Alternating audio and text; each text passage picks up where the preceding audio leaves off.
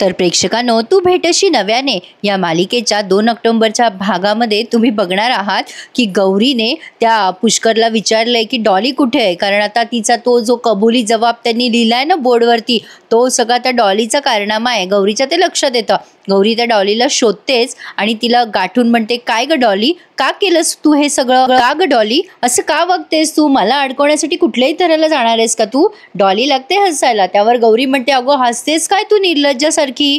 Dolly, तुला माझा problem आहे ना, माझा राग येतो ना तुला, मग माझ्याशी बोल ना. माझा राग माझ्यावर काढ, उगाच त्या रागिणी मॅडमला कशाला त्रास देतेस? अगं तुला कळतंय का त्यांच्या रागिणी मॅडमची किती बदनामी होईल याचा विचार येत नाही का तुझ्या मनात? अभिमन्यू सरांना त्रास होईल, काहीच कसं वाटलं नाही ग तुला? आता ही डॉली म्हणते, ए हॅलो, तुझ्या बेंचवर कोणी लिहिलंय ना ते मला काही माहिती नाहीये. मी उगाच आपलं त्या प्रकरणामध्ये तुझं नाव गोवायचा प्रयत्न केलाय आणि तसंही आग लागलीच होती ना, मग मी विचार केला की गौरीला नको का चटके बसायला. गौरी म्हणते, एवढा घाणेरडा विचार करतेस का ग तू? एखाद्याला त्रास देण्यामध्ये एवढी काय मजा आहे? तेव्हा ही डॉली म्हणते, काय ना गौरी, असे बऱ्याच गोष्टी आहेत म्हणजे ज्या तुला माहिती नाहीयेत. तुला असं वाटतं की तू खूपच हुशार आहेस, पण तू अजिबात हुशार नाहीयेस. नुसतं हुशार असून चालत नाही, स्मार्ट असावं लागतं माझ्यासारखं.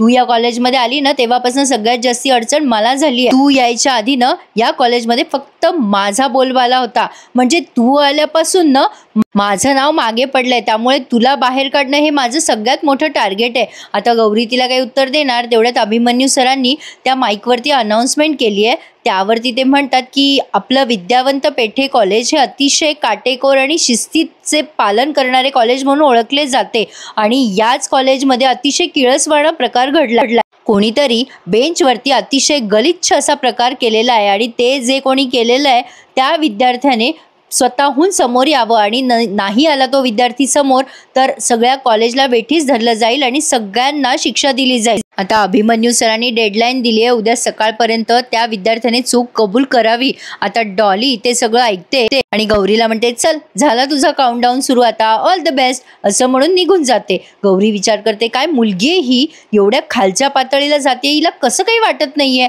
तेवढ्यात डोसा येतो तिथे. गौरी मात्र रागिणी मॅडमचा विचार करत असते. काय वाटत असेल रागिणी मॅडमला? बिचाऱ्या मॅडम.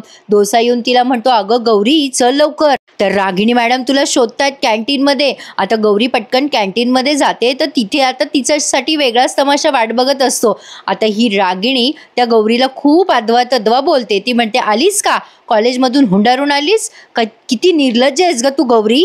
तुला काय वाटलं ग हे असे कांड करून आणि कबुली देऊन डिस्प्लेला लावून तुझा गुन्हा माफ होणार आहे? गौरी म्हणत असते, अहो मॅडम मी काही नाही केलं हो. पण आता ही रागिणी काही ऐकतच नाही, कारण ऑब्विसली तिला त्या गौरीवर आळ घालायचा आहे. ती रागिणी म्हणते, किती खोटं बोलशील ग. ती गौरी म्हणत असते, मॅडम मी शपथ घेऊन सांगते की मी नाही लिहिले हे सगळं. पण आता ही रागिणी पुढचा मागचा विचार न करता सणकण तिच्या कानाखाली लावते. हो याच लायकीची तू गयावया केली होतीस ना माझ्याजवळ, मला कॉलेजमध्ये घ्या, मला येऊ द्या कॅम्पसमध्ये. मीच तुझ्यासाठी प्रिन्सिपल सरांकडे गेले आणि त्यांना सांगितलं की या मुलीला कॅन्टीनमध्ये तरी येऊ द्या, तिला ग्रंथालयात येऊ द्या. पण तू काय केलंस? तू हे केलंस. तेव्हा माझं चुकलं ग, पण आता नाही. आता मी तुला सोडणार नाही. आता तुला रेस्टिकेटच करते बघ. तमाशा काय असतो ना ते दाखवते तुला. चल. आता त्या गौरीला लिटरली तिने फरफटत नेलंय. प्रेक्षकांनो, दिस इज टू मच. तर आता त्या गौरीला तिने फरफटत नेलंय आणि रस्त्याने चालताना सगळं सामान पण पडतंय त्या गौरीच्या धक्क्यामुळे बिचारीच्या. काय ती बिचारी गरीब आहे म्हणून तिला वाटेल तसं वागवायचं का? या गोष्टीचा बदला अभिमन्यू सरांनी खरं तर घ्यायला हवा. अभिमन्यू सर म्हणतात, काय चाललंय रागिणी तुझं हे? रागिणी सांगते, हिची लायकी नाहीये या कॉलेजमध्ये राहायची. आता गौरी म्हणते, सर काहीतरी गैरसमज झालाय हो मॅडमचा, मी खरं सांगतेय, मी काहीही केलेलं नाहीये. पण रागिणी मात्र गौरीला म्हणते, शटाप, एक शब्दही बोलू नकोस, ही मुलगी धादांत खोटं बोलतीये. अरे हिने कबुली जबाब दिलाय. आता अभिमन्यू सर म्हणतात, काय कबुली जबाब? कसला कबुली जबाब? आता हे सगळं ऐकून निनाद सर पण परेशान झाले. हा काय तमाशा आहे? आता अभिमन्यू सर ती चिठ्ठी वाचतात. आता त्यावरती ते काय डॉलीने लिहिलेलं असतं ना की हे सगळं मी केलंय आणि खाली गौरी पाचपुते अशी सही असते. निनाद सर म्हणतात, नाही गौरी असं करणं शक्य नाहीये. रागिणी सांगते की हिनेच लिहिलंय, हिनेच सही केली आहे खाली, हिनेच केलेलं आहे सगळं हे. रागिणी गौरीला बोलायचा एक चान्स सोडत नसते. ही खोटारडी आहे, हिनेच केलंय. गौरी म्हणत असते, नाही हो सर, मी नाही केलंय हे सगळं. आता ही रागिणी म्हणते, या मुलीला आत्ताच्या आत्ता हकलून दे कॉलेजमधनं. आता हे अभिमन्यू सर म्हणतात, मला बघू द्या की हे नेमकं कोणी केलंय. आणि तसंही मला अजिबात वाटत नाहीये की हे गौरीने केलं असावं. पण ही रागिणी म्हणते, काय अहो तुमच्या समोर एवढा धडधडीत प्रूफ आहे की या मुलीने केलंय, तिने सही पण दिली आहे खाली, आणि तुम्ही हे असं कसं म्हणू शकता? तुमच्या समोर गुन्हेगार आहे आणि त्याला तुम्ही सोडून देताय? हिला मी आत्ताच्या आत्ता कॉलेजमधनं काढणार आहे. पण अभिमन्यू सर म्हणतात, हे बघा रागिणी मॅडम, तिला कोणीतरी अडकवण्याचा प्रयत्न करताय, थांबा आपण तपासून बघू. नाही म्हणजे हिची सही आहे पण हिचंच अक्षर आहे का बघूयात जरा आपण. रागिणी म्हणते, मी सांगते ना हिनेच केलंय. पण आता अभिमन्यू सर काय ऐकत नाही रागिणीचं आणि म्हणतात, ए निनाद एक पेपर दे बरं. आता ही गौरीला सांगतात की हे यावर जे लिहिलेलं आहे ते सगळं तू तिथे लिहून काढ पुन्हा एकदा. आता गौरीने तसंच्या तसं लिहिलंय आणि रागिणीला फुटलाय आता घाम.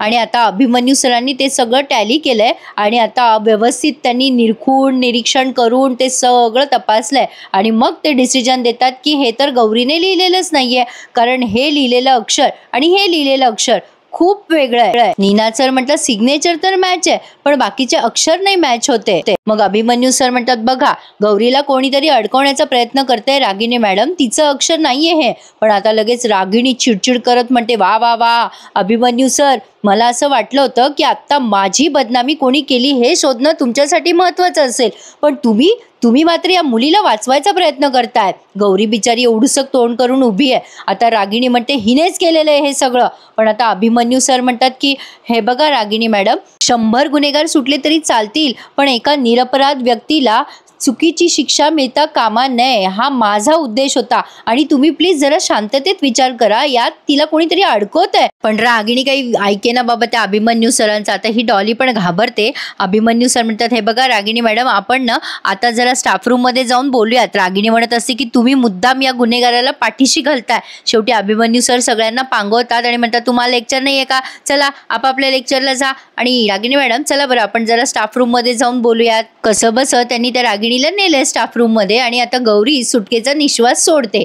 प्रेक्षकांनो जरा गंमत असते हो मालिका म्हणजे. इतकं तुम्ही पर्सनली घेत जाऊ नका, एंटरटेनमेंट आहे, सोडायचं काही धरायचं, थोडासा माल मसाला असल्याशिवाय मजा येत नाही हो प्रेक्षकांनो. एंटरटेनमेंट आहे, सोडून द्यायचं बघून, असो जास्ती पर्सनली नका घेत जाऊ हो. तर आता पुढे आपण बघतोय की या रागिणीने गौरीला माफी बिफी मागितली आहे. सॉरी ग गौरी, खूप सॉरी, माझं चुकलं ग, मी तुझ्यावरती वाटेल ते आरोप केले पण माझं जरा चुकलंच, मी ना तुला समजू नाही शकले कारण तू खूपच दीडशाने निघालीस ग. म्हणजे अजून हिचा हेक्का काही गेलेला नाही. काय ना प्रेक्षकांनो, प्रत्येकाच्या आयुष्यात कधी ना कधी असे विलन येतात आणि नक्की येतात. तुम्ही मला काही म्हणा, मला तर अनुभव आलेला आहे बाबा. म्हणजे एवढा भयंकर नाही पण काही अंशी असतातच आपल्या आयुष्यात विलन. रागिणी गौरीला म्हणते, काल तू माझं आणि अभिमन्यूचं बोलणं ऐकलं आणि करेक्ट त्याचं भांडवल केलंस ग, हे बघ हा समोर प्रूफ आहे. आता गौरी बिचारी चुपचाप बसली आहे बरं का, पण ही मात्र तिच्यावर तोंडसुख घेतीये. रागिणी म्हणते, मी त्या गावची नाहीये, कसं जमलं ग तुला वागणं. गौरी म्हणते, मॅडम तुम्हाला अभिमन्यू सर पण म्हणाले आणि मीही तुम्हाला तेच सांगतेय की कोणीतरी मला अडकवण्याचा प्रयत्न करतंय. प्लीज मॅडम, हा योगायोग होता. अभिमन्यू सरांनी पण तुम्हाला प्रूव्ह करून सांगितलंय ना हे. रागिणी काही बोलूच देत नाही तिला म्हणते, कसं जमतं ग तुला हे सिंपती घेणं, असं दया दाखवून म्हणजे सगळं स्वतःच्याकडून करून घेणं शिकलं पाहिजे ग तुझ्याकडून हे सगळं. का ग तुझ्या बाबतीत कोणी मुद्दामून का करेल. आता गौरीचं बरंच ऐकते प्रेक्षकांनो आणि तिला म्हणते, मॅडम प्लीज पुरे करा आता, हे बघा सॉरी पण प्लीज तुम्ही माझं ऐकून घ्या. पण आता रागिणी म्हणत असते की अगं तुझ्याकडनं शिकलं पाहिजे कशी सिंपती मिळवायची. मग आता गौरी म्हणते, हे बघा मॅडम बस करा आता, बिनबुडाचे आरोप करू नका. तुम्ही माझ्यावर हात सुद्धा उगारला आणि मी शांत बसले कारण तुमची ही परिस्थितीनं मी समजू शकते. या परिस्थितीत मला तुमच्याशी हुज्जत घालायची नाहीये. त्यावर पुन्हा रागिणी म्हणते हिला की थँक्यू गौरी, तू उपकारच करतेस, मला समजून घेतेस. तर आता ही गौरी म्हणते, मॅडम प्लीज तुम्ही आता रागात बोलताय, मला कळते हे सगळं पण त्यामुळे तुम्हाला त्रास होणार आहे, तुम्ही शांत व्हा. तुम्ही जेवढी चिडचिड कराल रागराग कराल तेवढा तुम्हालाच त्रास होणार आहे, त्यामुळे प्लीज शांत राहा. मॅडम हे कोणी आणि का केलं हे शोधण्यामध्ये आपण आपली एनर्जी घालूया, भांडण्यात नाही. प्लीज तुम्ही तुमची काळजी घ्या आणि शांत राहा. आता असं बोलून ही गौरी निघून जाते. पण रागिणीने मात्र गौरीला टार्गेटच केलंय. आता ही रागिणी मोठ्याने बोलते आणि म्हणते की गौरी, आज तुझं नशीब म्हणून माझ्या प्लॅन मध्ये अडकता अडकता वाचलीस ग तू, पण तुझं नशीब दरवेळेला नाही साथ देणार. तुझ्या नशिबाला ही रागिणी आली आहे त्यामुळे तुला मी सुखासुखी या कॉलेजमध्ये राहूच देणार नाहीये, लक्षात ठेव. अगं बाई, कॉलेजमध्ये तिला 3च वर्ष राहायचंय, कुठे तिला आयुष्यभर राहायचंय कॉलेजमध्ये. असो प्रेक्षकांनो, काय ना कधी कधी मला प्रश्न पडतो, हे विलन लोक जे असे मोठ्या मोठ्याने डायलॉग बोलतात ना ते कधी कोणी ऐकत नाही का हो मागून पुढून. म्हणजे पकडले जाऊ शकतात की ते. गौरीबाई गेल्यात आता कॅन्टीनमध्ये आणि दोषाने तिच्यासाठी छान मोमोज तयार केलेत आणि तो गौरीला म्हणतो, घ्या मॅडम तुमच्यासाठी स्पेशल मोमोज, एक छान रेसिपी. सकाळचं काही खाल्लं नाही आहेस गौरी, एक घास खाऊन घे. अनु पण तिला खूप फोर्स करत असते, पण गौरी म्हणते नको ग, खरंच नको मला. अनु म्हणते, गौरी काय अभिमन्यू सरांनी डॅशिंगली प्रूव्ह केला ना की ते तुझं अक्षर नाहीये. आता डोसा पण म्हणतो, हो ना, आपले अभिमन्यू सर ना असे मस्त एखादे हिरो असायला पाहिजे होते. अगं डिटेक्टिव्हच निघाले सर. मग आता ही अनु पण म्हणते, अगं म्हणजे आम्हाला वाटत होतं की तो कबुलीचा कागद तूच लिहिलाय. डोसा म्हणतो, हो ना, मला पण तेच वाटत होतं. गौरी म्हणते, बावळटच आहात तुम्ही दोघं जण. मग अनु म्हणते, पण तू कशाला त्या रागिणी मॅडमच्या मागे मागे गेलीस त्यांची समजूत काढायला. डोसा म्हणतो, हो ना, मला पण नाही आवडलं, त्यांनी मारलं तुला, काय असं त्यांचं स्वभाव. मग आता गौरी म्हणते, अरे ठीक आहे, मॅडम आहेत त्या, त्यांच्या जागी त्या बरोबर होत्या ना.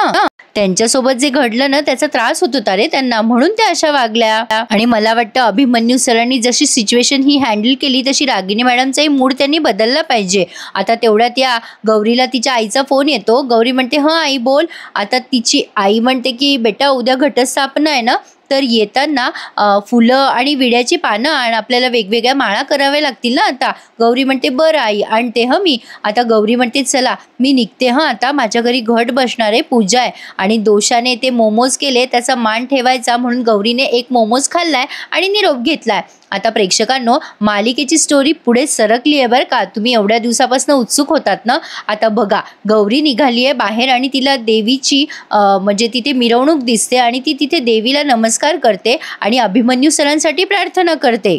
गौरी म्हणते, देवी माते, माझ्या मागण्यांची लिस्ट जरा छोटीशीच आहे, पण आज मला माझ्यासाठी काही नको आहे. आज मी अभिमन्यू सरांसाठी मागतीये, त्यांना त्यांच्या आयुष्यातलं हरवलेलं माणूस परत दे, त्यांच्या आयुष्यातलं प्रेम त्यांना परत मिळू दे आणि तेही योग्य रूपाने. मला माहिती आहे प्रत्येकासाठी तुझ्या मनामध्ये काही ना काही योजना असतातच, तसंच गेलेली माणसं परत आपल्या आयुष्यात आली ना तर आयुष्य जगायला बळ मिळतं, तसं अभिमन्यू सरांच्या बाबतीत होऊ दे. आता गौरी असं म्हणून मनोभावे नमस्कार करते देवीला आणि आता तिला तिचा तो विघ्नेश काका दिसतो, जो महा डॅम्बिश आहे प्रेक्षकांनो. आणि त्याचा आणि माहीचा काहीतरी संबंध आहे, कारण त्यांनी एका एपिसोडमध्ये असं हलकं हलकं हिंट दिली होती. आता विघ्नेश काकाच्याही लक्षात आलंय की गौरीने त्याला बघितलंय, पण मला असं वाटलं, म्हणजे मला जरा खटकलं, मे बी हा विघ्नेश काका मुद्दाम गौरीच्या समोर आला असेल का.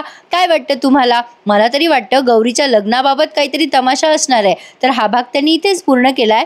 गौरी त्या मामाचा, सॉरी मामा नाही आहे, काका आहे तिचा, माझ्या तोंडून चुकून निघालं असावं.